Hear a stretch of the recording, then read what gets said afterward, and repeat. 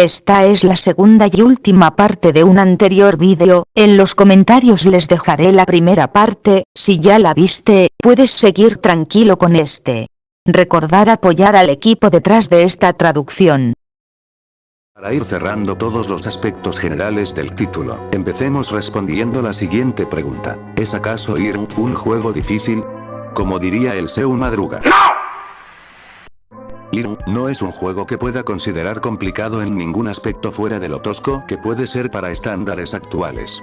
Para esto veamos el siguiente concepto. El perder en los juegos suele llevar a diferentes reacciones, frustración, reto, ansiedad y temor. Exacto, los únicos juegos donde el perder toma un significado diferente, y nuevo, son estos. Donde la muerte y pérdida del progreso del jugador están acompañados de gritos, desmembramientos, y desesperación, haciendo que tengas cierta aversión y miedo por volver a jugar o perder. Entonces, ¿y qué hace con esto? Te da una persecución con estos peligrosos, te castiga por no ser lo suficientemente atento y ágil. No, lo que te dan, es una cinemática del protagonista saliendo del pasillo o salón donde se encuentra el ejecutor, para que proceda a entrar a otro salón donde deberá esconderse, antes de que el asesino entre, y para esto tendremos un indicador que nos avisa si está lo suficientemente cerca. Y repetimos esto por unos 4 encuentros más. Hoy Lewis, vengo del futuro y más adelante explicas que el juego trolea al jugador en el salón 3, 5, haciendo que deba escoger con qué herramienta abrir una caja y dependiendo de cuál usas, recibirás un game over. ¿No será que es así con todo eso de los escondites? Un momento, ¿cómo demonios pudiste ver lo que iba a decir más a futuro? No soy bueno en eso de romper la pared en 4, digo la cuarta pared, pero en lo que sí soy bueno es en romper las ilusiones de los demás. Así que no, mi querido amigo, a pesar de que tu idea es brillante y adelantada a su época, el juego termina yéndose a lo fácil y dejándote los escondites en la pura cara, o son tan obvios donde están. Además el juego te da todo el tiempo de la vida para encontrarlos, donde simplemente el perder parece más un reto que sobrevivir. Y esto es el por qué dije que, ni los de escondite o los gráficos son los que matan toda la atención de este juego. Pero ¿y qué hay de las otras formas de morir? Bueno, veamos algunas. Hola, aquí su amiga Pancha al habla. Me he escapado del manicomio llamado Takami Island y he venido a ayudar al amiguito no muy agraciado que maneja esta cuenta con su vídeo. Vamos a probar este juego que me flipa un mogollón llamado Irm, y como soy pro hacker heroico en Free Deidad he aceptado el reto y no estoy sola, he venido con esta cosa roja que me he encontrado por ahí. Bueno, luego de 299 horas intentando avanzar hemos llegado por fin a un tal templo subterráneo o algo así. Nia, ¿qué es eso? Suena como si algo bajara pero no encuentro qué es. ¿Qué dices, tontita roja? ¿Que es posiblemente el techo? No creo, vamos a ver si esa puerta de allá se abre. Bueno, no sirvió. Oigan, ¿soy yo el techo se ve más cerca? Sigo sin entender qué Bueno, después de morir empezamos de nuevo, y es que se me olvidó guardar la partida 7up ando bien weona. Hay un coso todo feo ahí, yo de estas varas no sé nada pero vamos. A ver qué pasa. Bueno, último intento, ahora escapamos de un señor todo feo con delirios de Patricio hombre bate, pero como soy bien valiente lo voy a encarar. Debemos detener el ritual para salvar a nuestra amiga, pero no importa, solo es necesario usar el objeto correcto. Creo que era este. Nia, no era. Espera, debe de ser este gato hidráulico. Sí, creo que con un paracetamol no se quita eso. Y eso sería todo. No olviden comentar, puntuar y enseñárselo a sus amiguitos. Hasta nunca. Como ven, son cosas muy bobas, no es que hayan trampas o algo, lo que es una pena porque durante la primera parte, al tener que apaciguar a una larva de Shogot, debemos buscarle carne y esta se encuentra en el salón 3, 5, para este punto llevamos una palanca que encontramos en salón 3, 4, o sea al inicio del juego. Pero al entrar aquí, nos encontramos con un martillo el cual hay que coger. Entonces esto nos abre el dilema de si usarlo o no. Bueno, lo más obvio sería usarlo para romper la caja, pero al hacerlo provocaremos un game over. Y sí, es injusto, porque lo más seguro es que ni recordemos que teníamos una palanca, así como tampoco hay pistas de que una criatura nos puede matar por hacer ruido o hacer algo que le moleste. Para este punto Rie ya está muerta, y si sigues la ruta convencional, Oyou nos va a decir que un monstruo la mató, pero eso tampoco es como que nos haga ponernos alerta si andamos haciendo ruido con nuestras pisadas y el abrir de las puertas. Bueno, mi punto es que, al menos esta situación, requería que el jugador pensara un poco más sus movimientos, y podía hacer interesantes las cosas. Se puede debatir un poco si en realidad sería frustrante y terminaría haciendo al título muy de ensayo y error, pero viendo el resultado final, creo que un par de secciones bien hechas, que requieren más pensamiento y por ende tengan más tensión así como dificultad, harían mucho mejor la experiencia de este título. Pero aunque parezca increíble, este juego sí posee una sola parte donde la tensión logra hacer acto de presencia. La única parte donde la tensión de ser perseguido por una criatura, termina siendo efectiva y te sientes en real peligro es durante el cementerio. Después de salir del templo subterráneo, llegaremos a un cementerio, que vaya a saber Dios en qué parte de la escuela está, no me pregunten a mí, sé una pinga sobre construcción e ingeniería. Aparte de las tumbas que veremos aquí, habrán unas cuevas que nos llevarán a una posible salida, independientemente de cuál escojamos, tendremos una persecución con estas criaturas. ¿Quiénes son ghouls, buscando darnos un destino similar al de este pobre diablo que se ve por ahí? Si bien esta sección es breve, y tosca de todas formas, he de admitir que logro tomarme de desprevenido, pues el resto del juego es un paseo en bici con rueditas, pero esta sección era inesperada y el escenario no ayudaba con falsas salidas. Y para sumar las cosas, un segundo ghoul se une a la caza, pero por suerte el personaje estará cerca de una puerta que le pondrá a salvo. Pese que esta sección dure menos que yo sin hacer chistes malos, he de decir que me gusta. Aunque está claro que este juego no estaba hecho para las persecuciones, no veo cómo se podría implementar esto en toda la fase de escuela, y supongo que los ghouls son enemigos menos capaces que los hombres pez en términos de velocidad. Simplemente tendría que nacer de nuevo el desarrollo de este juego para que algo así funcione. Pero hey, al menos el juego logró hacer algo bien, ¿no? Pues, hice trampa con este punto. ¿Cómo así? Bueno, resulta que esta persecución, el 90% de las veces, y lo digo con estadísticas sacadas del culo, solo abarca unos cuantos metros antes de llegar a la puerta, donde solo un monstruo te va a seguir. Suena 1000 veces más aburrido, ¿no? Y resulta que la única forma en que la persecución inicial ocurra, depende mucho, de no ser curioso. En cierto punto Mochizuki te va a pedir que le consigas el Vermis Mysteries, o sea el libro que tenía su hermano y que ahora tiene la profesora Ohou, y esto, eventualmente nos hará tener un medallón. Ahora, si menciono esto, es porque si quieres vivir la experiencia, no lo hagas. No busques el Vermis Mysteries, ya que al interactuar con una de las cuevas iniciará la persecución. Pero si lo hiciste por el contrario, esa zona será segura y la única persecución que tendremos es la que inicia antes de entrar a la torre. ¿Por qué lo destaco? Bueno, porque este juego, es como esa escena donde el papá de Homero no puede pasar menos de 5 minutos sin humillarse. No puedo creer que la única escena con una persecución decente, tenga que ocurrir de una forma tan específica, y me molesta demasiado esto. Porque seamos sinceros, es poco probable que como jugador novato uno pueda saltarse la obtención del libro. Esa vitrina cerrada en la oficina de plástica, definitivamente estará ahí en tu subconsciente al ver que no puedes abrirla, y una vez tengas la llave dorada, regresarás ahí y tendrás el libro. Así de fácil funciona la curiosidad humana, pero pese a esto, la primera vez que yo me pasé el juego, olvidé visitar de nuevo la oficina de Ohou, esto porque ya había jugado el juego unos meses atrás en otro dispositivo. Entonces, siendo así como me di cuenta que había dos variantes para la interacción con el ghoul.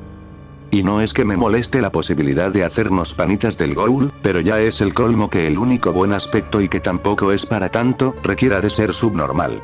O sea sí, fui tremendo subnormal por no ir a buscar el libro, pero en mi defensa tenía el juego sin tocar durante unas semanas y se me había olvidado, además que andaba en racha de pasarme todos los obstáculos sin guía. De todas formas, sobrevaloró mucho este momento en concreto del juego, y ¿saben? Pudo ser peor, solo imaginen que te pongan en una persecución en la clase 2-4, me dan escalofríos de solo pensarlo. ¿Y qué tal los puzzles del juego? Bueno, no hay puzzles como tal, solo debemos interactuar con el entorno, recoger objetos que nos piden y usarlos en los momentos claves. que pese a que en un inicio se pueda hacer algo tedioso recorrer la escuela, al menos no nos hacen hacer backtracking seguido. Con ello me refiero a que, si eres lo suficientemente coleccionista y buscas en los primeros salones y pasillos, no tendrás que volver a buscar objetos estando en otro piso, al menos al inicio. Ya que nos vamos a enfocar solo en las salas nuevas y en abrirnos camino hacia otro piso, el cual casi siempre está bloqueado por criaturas que han sido traídas a las escuelas mediante círculos de invocación, teniendo que ir en cada salón buscando el objeto requerido para desterrar a la criatura. Olvidaba mencionar que para avanzar también depende de que interactuemos con algunos personajes de la escuela. Esta parte puede ser un tanto confusa, pero como dije, es lo mismo, al igual que los objetos, las personas con las que hablaremos están en zonas cercanas a nosotros, además que casi siempre es Mochizuki quien importa en realidad. Sé que es muy repetitivo, pero viendo la duración aproximada del juego, tampoco me parece para tanto. Todos son risas y carcajadas hasta llegar al segundo y primer piso. Porque aquí está el temible Salón 2-4. Seré sincero, odio con todo mi ser esta parte. ¿Por dónde empezar? Si ya de por sí perdonaba a las justas los gráficos del título, resulta que viene el director de la NASA en persona a diseñar un putas laberinto en este juego. En este juego con gráficos del Minecraft.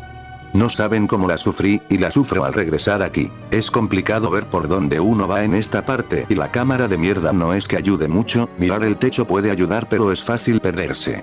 Lo más recomendable es entrar por el lado del pasillo contrario por el que entramos la primera vez, y que nos dan de recompensa por pasar esta parte. Bueno, lo primero, un cadáver, y lo segundo, una piedra roja que nos ayudará más tarde. Entiendo que el chiste de esta zona es mostrar que efectivamente la escuela está organizando actividades para el festival y todo eso, pero puta madre, solo Dios sabe cómo odio esta zona.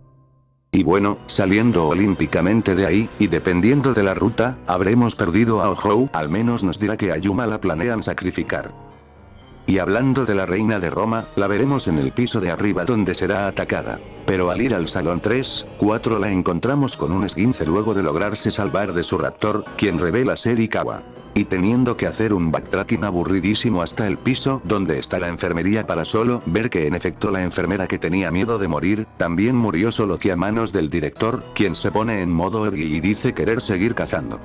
Ya después subimos y nos damos cuenta que Yuma ya no está, pero al pasar por la zona que conecta los pisos, vemos a Ikawa haciendo un círculo maldito que invoca a unas criaturas invisibles, las cuales se ríen de nosotros por jugar esta cosa en más de 2 décadas después de su salida.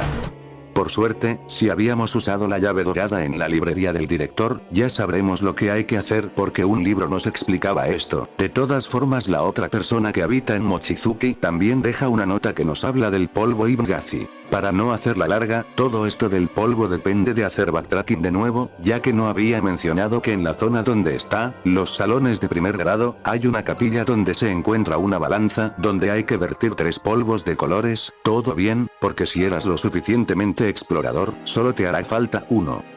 Lo que no te salva del potente backtracking que se te viene, pero al menos te evitas ir de nuevo a la habitación del director.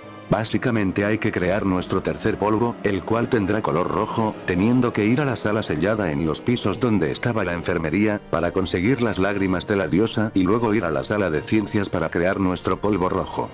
Teniendo que ir de nuevo a la capilla y poner todo en la balanza para ahora sí, tirarle polvo pica a esa mierdecilla. Le tengo algo de rencor a esta parte porque me arruinó mi partida perfecta sin días, así que tuve que en efecto, ver qué tenía que hacer aquí y todo porque ni me acordaba de la sala sellada que estaba en el piso inferior, y también porque es posiblemente la parte más tediosa de recorrer. Luego hay algunos puzzles como el del templo, donde debemos encontrar una salida escondida antes de que nos caiga el techo encima a lo Indiana Jones, o la parte donde debemos desactivar el sistema de seguridad que protege la piedra azul que debemos mover. Luego hay cosillas a tener en cuenta, como que es recomendable interactuar con los ítems de tu inventario ya que no se activarán algunos a menos que los hayamos verificado. Ejemplos de esto es la canica azul llamada gema de Rayleigh, que te permite leer manuscritos en idiomas incomprensibles, no sin antes leer una nota sobre esta canica, porque si no no vas a poder usar su efecto. Lo mismo con la parte para desterrar el segundo monstruo con el libro Ibon, que a pesar de encontrar al libro y la página arrancada de este es necesario interactuar con este, luego con la nota, y después nuevamente con la nota, ya que pasará de ser una página arrancada a ser una del libro. Son cositas que suenan enredadas, pero solo las noté en mi replay, donde al saber de memoria las zonas y objetos no interactúe con ellos después de conseguirlos. Creo que un jugador común no tendría este problema, ya que leer las descripciones de estos siempre es algo que se debe hacer en cualquier juego de esta clase. También tendría en cuenta lo relativamente cerca que hay que estar de algunos obstáculos para usar los objetos, como la entrada invisible del templo o el engranaje donde hay que lanzar el martillo para detener el reloj. Como ven, el juego tampoco es la cosa más críptica del mundo, ni tampoco es realmente difícil, es algo brusco y tosco, pero nada del otro mundo. Eso sí, tampoco diría esa jetonada que vi por ahí de que no, bro, es que ese juego lo pasé en japonés antes de que lo tradujeran, porque es fácil y muy intuitivo, créame. Así que yo diría que Hiro no es un juego realmente difícil, es soso, aburrido, tosco, pero jamás tendrá un relanzamiento en GOG. Si te gustó la primera parte del vídeo y todo lo que dije recientemente, pero quieres jugar el juego por ti mismo, para descubrir los secretos y giros que guarda, adelanta hasta el siguiente minuto en pantalla. Pero si no te interesa jugarlo por ti mismo, o ya lo hiciste, sigue viendo el vídeo. Una de las cosas que más me gustan, y a su vez no me gustan del juego, es el personaje de Oyou. Al inicio es presentada como una profesora modelo preocupada por sus estudiantes y que busca cumplir su deber. Pero poco después se nos muestran dos escenarios que rompen esta ilusión. El primero es el de un estudiante llamado Mochizuki, quien está convencido de que ella está relacionada con la desaparición de su hermano mayor. Y el segundo es Mori, un profesor, compañero de trabajo, quien la extorsiona con una oscura verdad para que esté con él. Dos situaciones que rompen con la imagen preestablecida y que hacen pensar si aquella presentación no ocultaba algo más. Durante los eventos del apagón ella estará evitando involucrarse en las peticiones de ayuda de su estudiante, quien reporta que sus compañeras están actuando extraño, limitándose a preguntarse a sí misma por lo que está pasando, como si supiera algo más allá de lo que nosotros como espectadores sabemos. Y lo mismo pasa con el incidente de Hirose. O quizás no. Dependiendo de qué hagamos después de hablar con Mochizuki en la sala de referencias, se abrirán dos caminos que nos mostrarán diferentes versiones de la misma persona. En el camino normal, que ocurre al entrar a la sala de arte, caminando de un lado hacia otro mientras solo le dice a su estudiante que se calme y que todo resultará bien. Al ver a Inaba, ella se calmará y procederá a preguntarse a sí misma sobre lo que ocurre. Mientras que Nakanishi está pues, diciendo cosas de Nakanishi, supongo. El mayor cambio lo vemos en el salón 3, donde Misa estará temblando de miedo y pidiendo ayuda al protagonista, pero poco después entra Oyou a calmarla, pidiendo a Inaba que le avise a los demás estudiantes. Pero poco después de salir y estar cerca de llegar al pasillo donde se encuentra la réplica del reloj, un grito viene de la clase 3. Al entrar vemos a ambas en el piso. Misa estará muerta mientras Oyou, horrorizada y temblando, explica que un monstruo atacó a ambas, mientras solo puede cuestionarse lo que acaba de pasar. Aunque poco después, cuando ocurre lo del monstruo del pasillo, tendrá una actitud neutral diciéndole al protagonista que se calme e ignorándolo, algo que pasa en ambas rutas. Una situación similar a la de Misa ocurre durante la visita al piso 2, cerca de la enfermería, donde Youko, otra estudiante, estará llorando y suplicando por ayuda a su maestra. Oyou le dice que confíe en sí misma, que ella hará todo lo posible para sacar con vida a todos de aquí.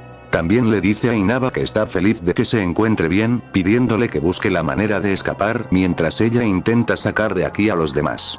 Diciendo que debe ser posible escapar, que no hay que rendirse. Pero después de volver a la sala de personal, veremos a Youko muerta, mientras Oyou está estresada diciendo que no hay manera de detener esto, salvo una, pero solo ella la conoce. Y que parecen estar buscándola a ella ahora mismo. Aunque pueda conseguir una forma de evitar todo esto, ya no importa. Inaba solo queda pensativo sobre cuánto sabe la profesora sobre esta situación. Cuando Inaba llega al piso donde están los salones de segundo grado, de repente escuchará unas pisadas y sonidos que conoce muy bien. Lo que lo pone en alerta y hace que entre a una zona llamada almacenamiento, donde una voz temblorosa pregunta por quién ha entrado. Inaba, reconociendo a la persona que le habla, se acerca y descubre que en efecto, era Oyou. quien temblorosamente le responde a Inaba que solo es una simple maestra. Inaba le pregunta si hay alguna forma de ayudar. Oyou solo se limita a decir que huya de aquí, ya sea solo o con alguien que lo ayude. Disculpándose, mientras dice que fuera de las dos cosas que le menciono, no hay otra que pueda hacer ahora mismo. Inaba llama a la profesora de nuevo, quien asustada solo puede pedir perdón por todo lo que pasa. Inaba solo se limita a decirle a su profesora que se pongan en marcha para irse de ahí. Ella explica que aunque quisiera no puede, pues tiene un esguince, diciendo que solo sería una carga, que se apresure a irse, cuando pueda lo va a alcanzar. Inaba sigue recorriendo el nuevo piso, hasta que se encuentra a Mochizuki y este, impactado, le muestra un trozo de papel. El papel dice lo siguiente. Le dije todo a Masayoshi, creí que todo estaría bien. Ahora está atrapado con esos monstruos, come carne que viven en las cuevas subterráneas. Era la venganza adecuada por su traición antes de... El resto del mensaje está destrozado. Mochizuki, completamente decidido, menciona que esto lo encontró en la oficina de plástica, algo debió pasar entre su hermano y la profesora Oyou. Inaba y Mochizuki hablan sobre un rumor algo popular en la escuela y la isla, que nos cuenta que hay historias sobre unas cuevas subterráneas en las que habitan monstruos debajo de la escuela. Y Mochizuki piensa que es una buena idea ir a buscar pistas ahí, anhelando encontrar a su hermano también. Inaba nuevamente intenta detenerlo de hacer una locura, pero de todas formas, se va. Inaba intenta ir tras él, pero en el camino ve a alguien corriendo hacia su dirección. Es Oyou, y le dice a Inaba que también corra, pues detrás de ella un hombre pez está intentando cazarla. Ambos corren y las persianas están a punto de cerrarse, pero, por desgracia, Oyou ya no puede seguir, su esguince se lo impide. Inaba se detiene, pero Oyou le dice que debe darse prisa, ya que Ichinomiya necesita su ayuda, procediendo a empujar a Inaba para que logre escapar. Inaba solo puede gritar el nombre de su profesora, pues las persianas se han cerrado. La criatura logra atrapar a la profesora, y un grito de muerte es lo único que es posible oír durante aquella masacre. Inaba solo puede preguntarse, si es que acaso solo les queda la muerte. Antes de proseguir, veamos qué pasa en el otro camino. Como mencioné, la bifurcación ocurre después de la muerte de Hirose y de que vayamos a hablar con Mochizuki. Entrar a la sala de plástica hará que veamos la escena de Nakanishi y la profesora Ohou, mientras que entrar a la oficina de plástica hará que veamos la cinemática de Ikawa y la mujer extraña. Y es esta la que nos interesa ahora mismo. Pues poco después de salir de ahí, nos topamos a la profesora, quien venía del lado contrario. Inaba, entrando en pánico, le dirá a la profesora lo que ocurrió con Hirose. Ohou, de forma serena, le pregunta si es que acaso vio todo eso también, pasándole a preguntarle el por qué cree que está muerta. No lo sé, profesora, la gran herida en su pecho, la sangre azul, y que misteriosamente se vea como el alien falso que se descubrió hace unos años, ¿no le dice algo a usted? Bueno, ya le paro a los malos chistes. Inaba dice lo obvio, él observó como una criatura le clavó algo en el pecho. Entonces Ohou, asustada, le dice que hay que buscar una salida, y que por favor se guarde este suceso porque de lo contrario habría pánico. Dirigiéndose de nuevo a la oficina. Poco después, si se entra a la oficina, Ohou estará algo estresada y sin saber qué hacer. Ella menciona el nombre de Masayoshi, diciendo que todo es culpa de ella misma. Inaba, quien todavía no ha sido visto, recuerda que esa persona de la que se habla es el hermano perdido de Mochizuki, yéndose de la escena con esa intriga. En esta ruta, Misa y Youko morirán poco después de que las encontremos, y Oyou no hará acto de presencia, ni saldrá de su oficina. En cierto punto, al entrar a la oficina de plástica, donde oiremos a alguien sollozando. Es la profesora Oyou, quien empieza a reír, mientras habla sobre un ritual para revivir a un antiguo dios, anhelando que funcione para purgar toda la suciedad del mundo, y esto hará que su sufrimiento y tristeza sean aliviados. Mientras cae de rodillas frente a un libro y empieza a llorar. Inaba sale, mientras reflexiona sobre si este dios es el motivo por el que Aikawa le dijo que escapara en su sueño. Y piensa en cuánto es que sabe su maestra sobre lo que ocurre en esta noche, siendo precavido en confiar en ella desde ahora. Por cierto, el libro que veía Ohou era un álbum de fotos donde había una foto de ella, el hermano de Mochizuki y otro chico, llamado Kamiyama.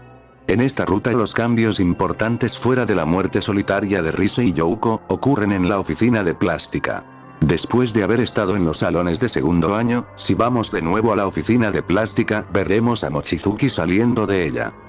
Al entrar no veremos rastro de Ohou, y al ver el libro, nos daremos cuenta de que la foto fue arrancada.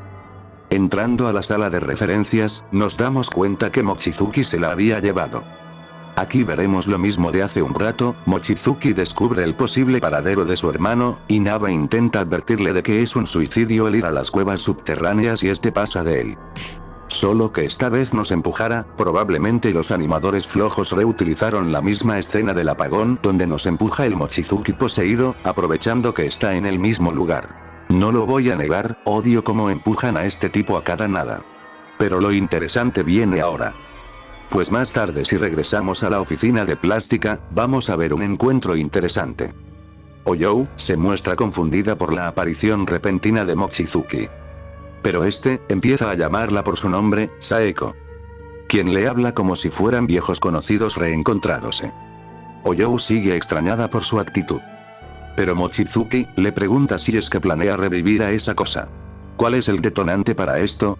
¿Vengarse de aquel hombre que los traicionó a ambos, o solo es una venganza contra el mundo cruel? Oyou, incrédula, reconoce quién está frente a ella, es Kamiyama, la tercera persona de la foto, pero no entiende cómo lo hizo. Kamiyama explica que ha vuelto de un viaje hiperdimensional, gracias al cuerpo de Mochizuki.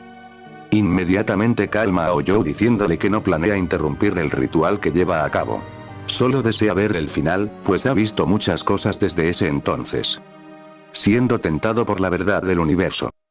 Sería feliz hasta la muerte, si es que esto pudiera aplacar esa curiosidad.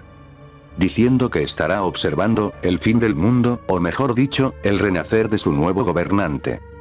Inaba inmediatamente huye de la oficina de plástica. Nuestra profesora piensa invocar un dios malvado. ¿Eso significa que todo esto es su culpa? Maldita sea.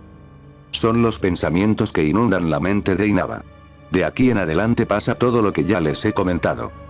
Inaba le da el Vermis Mysteries a Mochizuki, y recibe un medallón a cambio. Nos reencontramos con Yuma, espantamos a las criaturas invisibles con los polvos Ibngazi. Un monstruo alado se lleva a Yuma, y Kawa nos noquea y debemos hacerle un favor moviendo una piedra en el templo, que vaya a saber Dios en qué parte de la escuela se encuentra. Y llegamos al cementerio. Aquí es donde todo se decide, si le dimos el Vermis Mysteries a Mochizuki. Aunque es posible terminar sacando el final malo del juego aún con el medallón, ya que si tomamos la ruta que va hacia la torre primero antes de la ruta donde nos encontramos con el Ghoul que nos habla, seremos perseguidos y perderemos la oportunidad de obtener un objeto importante. ¿Y cuál es ese objeto? Pues mientras nos adentramos a las cuevas, nos toparemos un Ghoul. Que en vez de atacarnos nos observa preguntando si somos Tetsuo, al ver que llevamos el medallón de Mochizuki, a lo que Inaba le revelará que es su amigo. El Ghoul se presenta, su nombre es Masayoshi. Quien solía ser el hermano mayor de Mochizuki. Masayoshi le cuenta su historia a Inaba, quien no puede creerlo. Masayoshi relata que hace mucho tiempo lo dejaron en esta cueva, no teniendo más remedio que convivir con los demonios, y ellos poco a poco se acostumbraron a su presencia. Para cuando se dio cuenta que podía vivir sin problemas aquí, ya se había convertido en un Ghoul como ellos. Inaba dice que es imposible. Pero Masayoshi le pide que le crea, y de todas formas tiene la mayor prueba frente a él. Pese a todo, Masayoshi admite no arrepentirse de convertirse en un monstruo. Diciendo que al contrario, vivir aquí, lo ha liberado de todo problema y deseo mundano. ¿Ya lo vieron, gente? La respuesta no es formar parte de una secta, ir al psicólogo, ni conectar con la naturaleza. Solo ve un buen día a convivir con los Ghouls en las cavernas y notarás la diferencia.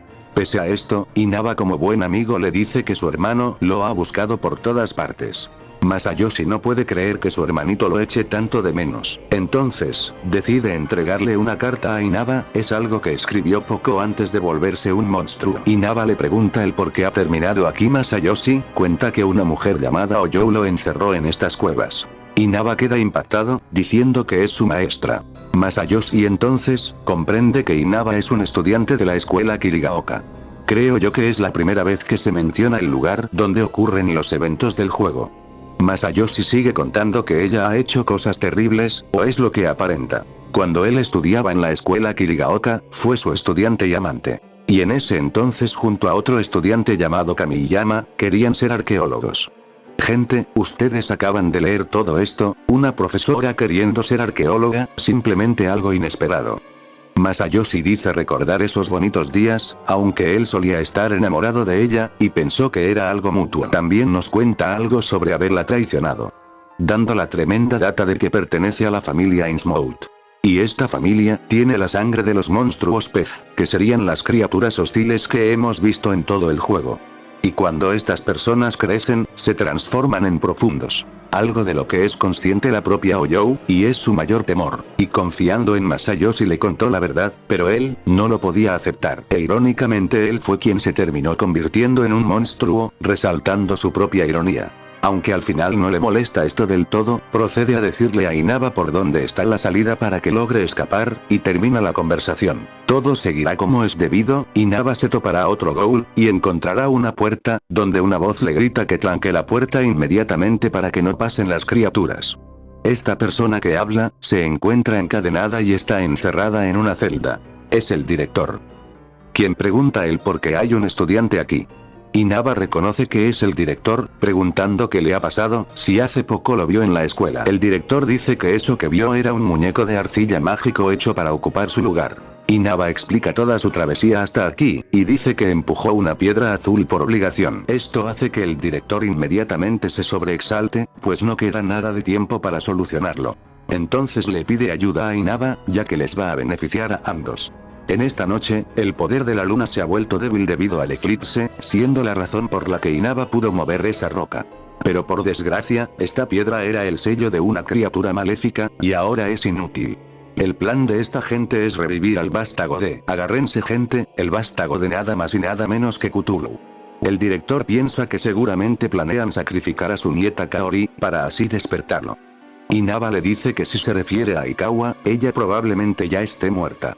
El director no lo puede creer, y reflexiona sobre que probablemente era una muñeca de arcilla la versión de su nieta, con la que convivió. El director no entiende entonces a quién van a sacrificar si no es a su nieta. Inaba dice que es a su amiga Yuma. El director entonces dice que debe ser familia de los Ichinomiya, pues su familia ha custodiado la piedra azul durante generaciones y los Ichinomiya son parientes de esta familia. Una familia que ha protegido la capilla del dios dormido, desde que lo sellaron hace mucho tiempo, siendo la razón por la que se creó la torre del reloj, para resguardar estos secretos de ojos de los demás, y por consecuente la escuela también.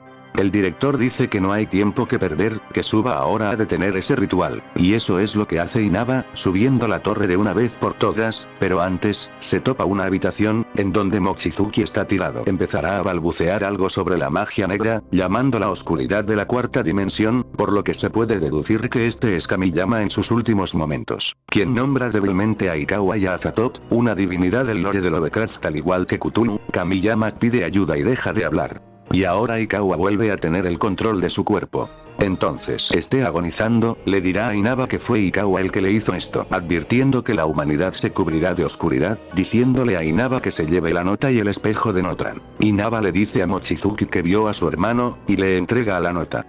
Mochizuki dice cuánto le habría gustado verlo una vez más.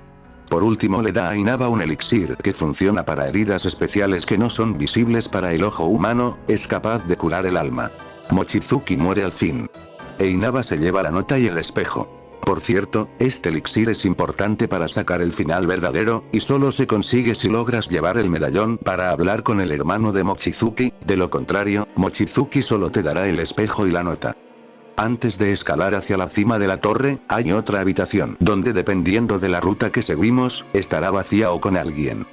Y como estamos tratando el otro camino, al entrar veremos a Aikawa sentado en la habitación, mientras un libro está frente a él y emana un aura extraña. Aikawa empezará a reír, procediendo a levantarse y caminar de forma errática, sus pasos serán torpes y se notará confundido agarrándose la cabeza, hasta que llega a la puerta, donde después de abrirla y caminar un poco más, se oirá un grito.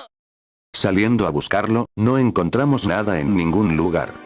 Entrando a la habitación y al interactuar con aquel libro, el protagonista notará una sensación extraña en el libro. Las páginas de este libro guardan algo que no debe ser leído.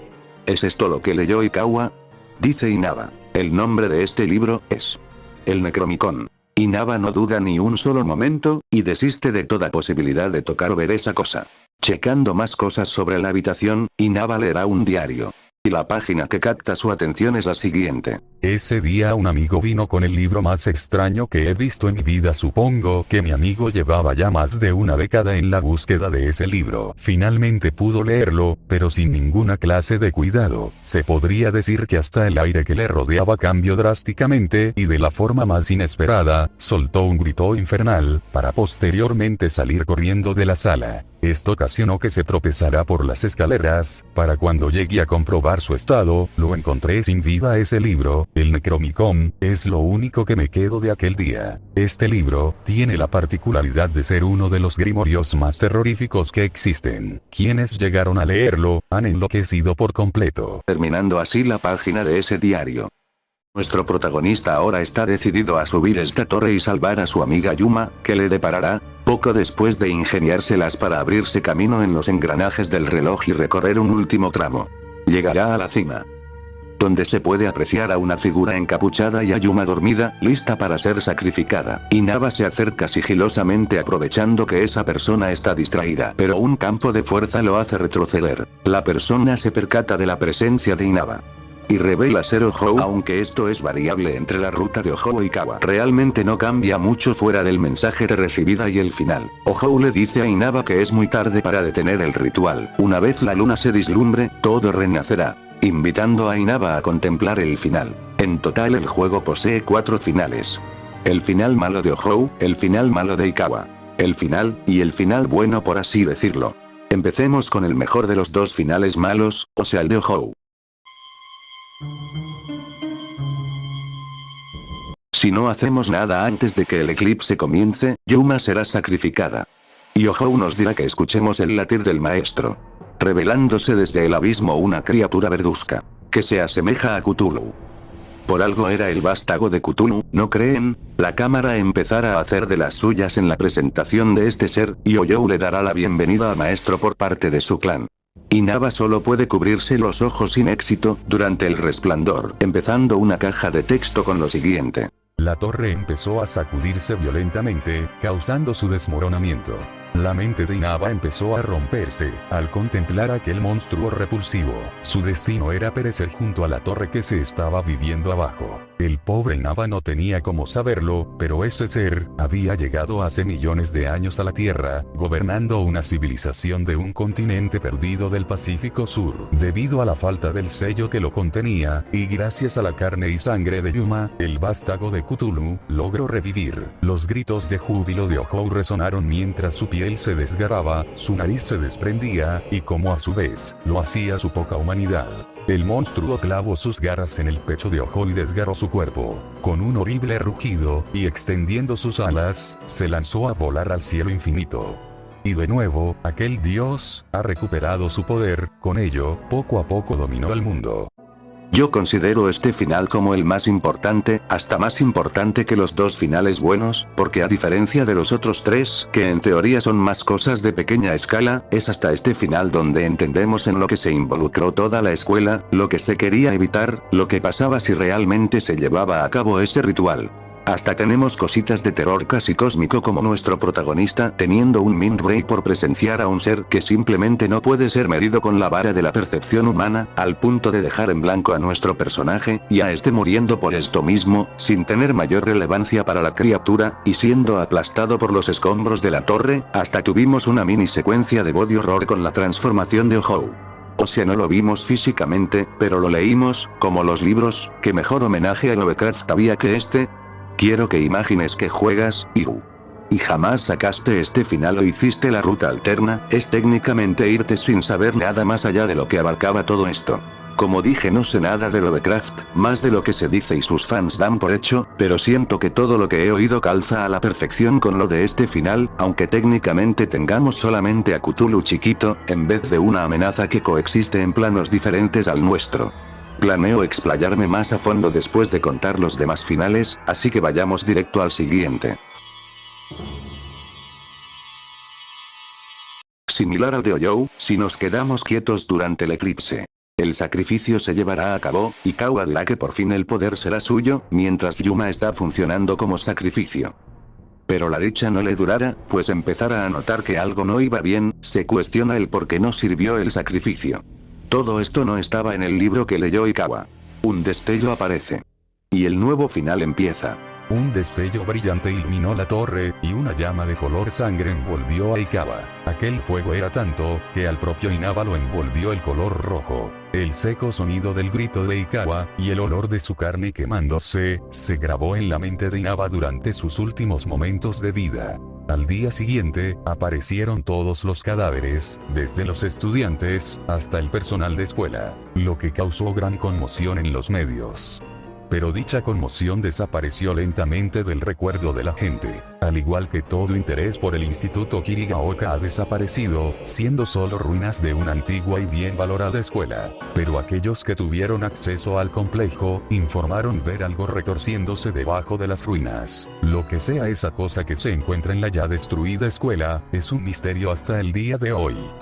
Este final es muy diferente al anterior, pues en vez de condenar a la humanidad, termina siendo visto por todos como un hecho muy aislado que pese a impactar durante un tiempo a las personas, el propio tiempo logra llevarse el recuerdo de este incidente. Y si algún pobre diablo recuerda algo sobre esto, solo pensará en la criatura que se esconde en esas ruinas, que probablemente sea el hermano de Mochizuki, o quién sabe, quizás sea Inaba, quizás solo sea un remanente de aquella noche que se niega a morir y ser olvidado. Y por parte de Ikawa, más que merecido el karma que pagó. Un tipo que buscaba estar sobre los demás, y ansiaba el poder, el control, termina muriendo a manos de su propio objetivo, muriendo por jugar con cosas que no comprendía, de manera agónica, siendo olvidado por el tiempo junto a los demás que vio como simples sacrificios. Me hago la pregunta de por qué falló el ritual de Ikawa, supongo que era algo que solo los Innsmouth podían hacer, o el ritual que él siguió era diferente, quizás Ojo en esa ruta le mintió, o desde el inicio siempre lo utilizó. No lo entiendo, pero de todas formas pese a que me gusta el final de Ikawa, siento que su destino en el final bueno funciona igual sin comprometer la vida del protagonista. Durante el eclipse, Inaba no se quedará quieto, leerá la nota de invocación que le dejó Mochizuki, y procederá a usar el espejo de Notran. Llamará la atención de Oyo o de Ikawa, depende de la ruta. Y cuando estos se volteen, el sabueso de tinta los aparecerá asesinando a ambos. En este final, no encontramos el Vermis Mysteries y por consiguiente, no conseguiremos el medallón ni conoceremos a Masayoshi. Haciendo que no podamos tener el elixir. Por lo tanto Inaba intentará despertar a Yuma pero pese a los intentos, no se levantará, y el eclipse terminará. El nuevo texto del final aparece. Varios meses después, el pánico mediático se calmó, e Inaba pudo volver a tener una vida tranquila, pero las cicatrices de aquellos momentos aún perduran. Al día de hoy recuerda pocas cosas de lo que ocurrió ese día, cuestionándose si es que fue un sueño lo de aquella vez. Pero ¿de qué sirve tener ese debate consigo mismo? Ver a su amiga Yuma es la clara prueba de que en efecto, todo eso ocurrió, pues Yuma a diferencia de él, nunca logró regresar en sí. En algunas ocasiones cuando Yuma mira la luna, entra en un estado frenético, y aún con las visitas de Inaba, nada lograba iluminar su perdida y vacía mirada. Cuando Inaba fue dado de alta, nunca volvió a visitar a Yuma, como una forma de olvidar aquellos tormentosos recuerdos y generar más sufrimiento. Y aún hoy en día, tiene pesadillas con un mundo que no es el suyo, lo hacen revivir ese día. El hedor de la muerte, y el peso de todos aquellos que murieron, le siguen torturando al día de hoy. Un final desesperanzador, que nos muestra que Inaba nunca pudo salvar a Yuma, y probablemente a él mismo tampoco. Los amigos que vio morir ese día, lo atormentan todas las noches, nunca pudo salir de esa noche, y ver a Yuma quien al día de hoy es solo la sombra de la mujer que fue, lo quiebra mentalmente, y aunque huya de ese hecho, el recuerdo de esa noche seguirá ahí y no podrá dejarlo ir jamás. Tengo mis quejas con algunas cosas de la obtención de este final, pero no cambia que sea tan desgarrador como los otros dos, aunque parezca en un principio un final bueno, el siguiente final más o menos da a entender por qué Yuma termina así, pero se podría decir que de alguna manera la alma de Yuma quedó corrompida, y el elixir sería la única forma de recuperarse de esto. Aún así, me interesa este concepto de locura, especialmente por lo que se relata sobre Yuma volviéndose loca al ver la luna llena. No tengo mucho que decir de este final, por sí solo, sabe impactar al jugador. El sabueso de tinta los ha cazado a su última presa y la sangre azul que empaña el material de la ceremonia es la evidencia de lo que le hizo al pobre diablo que se cruzó frente a él. La barrera que protegía a Yuma se rompe. E Inaba agotado se pregunta a sí mismo, si es que acaso ha terminado todo. Inaba va directo hacia donde su amiga, la intenta despertar y no tiene éxito, recuerda que posee el elixir que le dio Mochizuki. Se lo da a Yuma, y esta recobra su conciencia. Yuma le pregunta a Inaba si es que todo ha acabado. Inaba le confirma esto, y el eclipse se termina. Un nuevo texto aparece en el final. El mundo pocos días después, se enteró de los sórdidos acontecimientos que ocurrieron en la escuela Kirigaoka.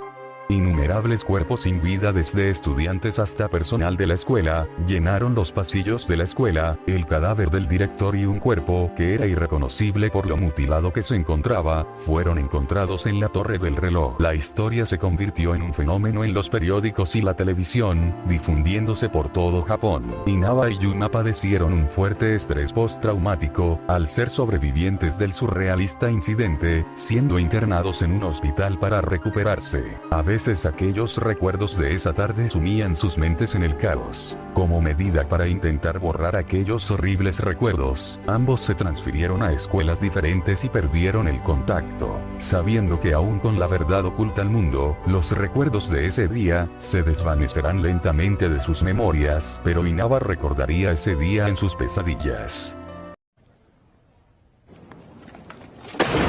Este final es curioso.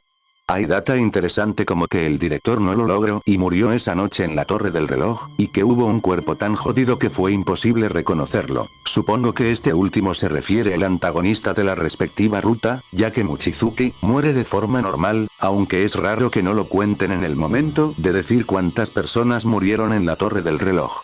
A lo mejor su hermano mayor se llevó su cuerpo, ¿para qué? No lo sé. Imaginemos cosas bonitas XD. Por otro lado, Yuma e Inaba están destinados a cortar toda relación entre los dos. Pese a salvarla, y ser los únicos sobrevivientes, los protagonistas no pueden seguir con sus vidas después de esa noche, recurriendo a medidas drásticas como seguir caminos separados por el resto de su vida. Pero aún así, se destaca que el pobre de Inaba es atormentado en sus pesadillas por lo que pasó. Un final que intenta ser algo realista, demostrando que estas experiencias y el estrés postraumático afectan muy en el fondo a nuestros protagonistas, y no todo es una película donde el protagonista y su posible interés amoroso queden juntos después de todas las desgracias. O en su defecto, una amistad puede seguir existiendo a pesar de que ver a esa persona te haga recordar los sucesos que quieres olvidar y borrar de tu cabeza. Y que pese a todo, nuestro protagonista está condenado a seguir sufriendo aún después de sobrevivir.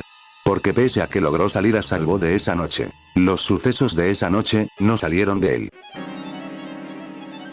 Para mí los mejores finales son el de Ojo y el final regular, donde uno nos muestra al antagonista cumpliendo su objetivo al punto de dar su vida al vástago de Cthulhu para que acabe con la humanidad, y como dije, podemos ver lo que pasaba si no se detenía el ritual aquella noche, el como toda la humanidad estaba a punto de ser condenada.